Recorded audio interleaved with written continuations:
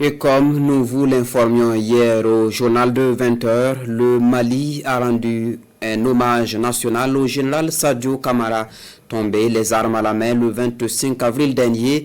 En reconnaissance à sa bravoure et à son sacrifice, le général de corps d'armée Sadio Kamara est fait général d'armée à titre posthume par le chef de l'État malien. Au-delà de la République du Mali, c'est toute la Confédération des États du Sahel qui célèbre un héros à la vie dédiée au combat pour la paix et la sécurité dans l'espace confédéral. La cérémonie d'hommage avec Karim Bikenga, notre envoyé spécial de retour de Bamako.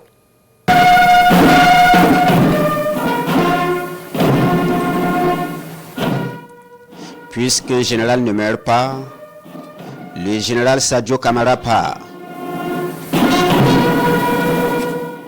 Avec tous les honneurs dus à son rang et à son combat hautement sacrificiel pour la nation malienne.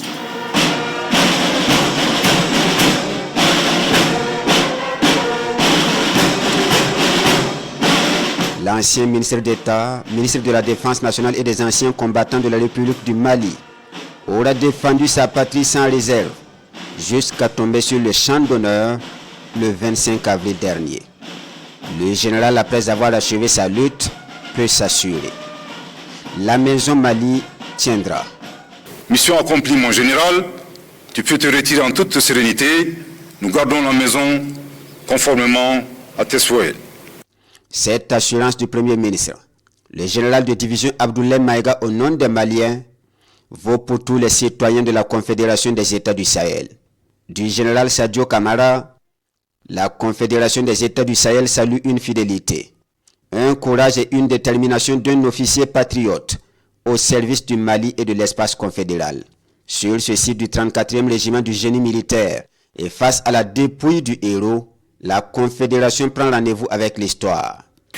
Mon général, nous te faisons le serment de notre détermination à poursuivre le combat contre le terrorisme jusqu'à la victoire finale. Tant que Dieu nous accordera le souffle de la vie. Nous traquerons tes assassins jusqu'à leur dernier retranchement. Ton souvenir demeurera une boussole pour les générations futures. Il continuera d'éclairer le chemin de ceux qui ont choisi de servir leur nation, leur peuple. Quoi de plus normal pour ce patriote dans l'âme qui a honoré son serment de défendre son pays jusqu'au sacrifice ultime. La République du Mali, très reconnaissante, l'honore en retour du grade de général d'armée à titre posthume.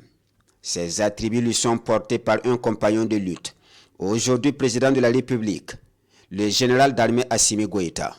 Les hauts faits du général Sadio Kamara vont au-delà du terrain militaire et de l'administration.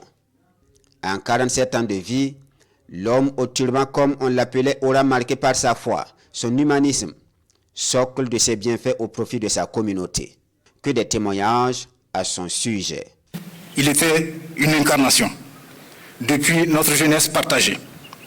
Il était l'incarnation de la dignité dans l'épreuve, celle de la vision dans la tempête et celle de la force tranquille face au vent contraire de l'histoire. Là où d'autres voyaient des murs, Sadio a tracé des chemins. Là où le bruit de la division menaçait, il a imposé par sa seule stature le diapason de l'unité et de la raison. Dans cette épreuve, la famille puisse son réconfort et sa grandeur dans la certitude que le sacrifice de leur fils, époux et père n'est pas vain, mais qu'il s'inscrit désormais dans l'histoire glorieuse de la nation et dans la mémoire éternelle du peuple. Passé la cérémonie d'hommage national, la dépouille du général est conduite à Kati, sa ville natale.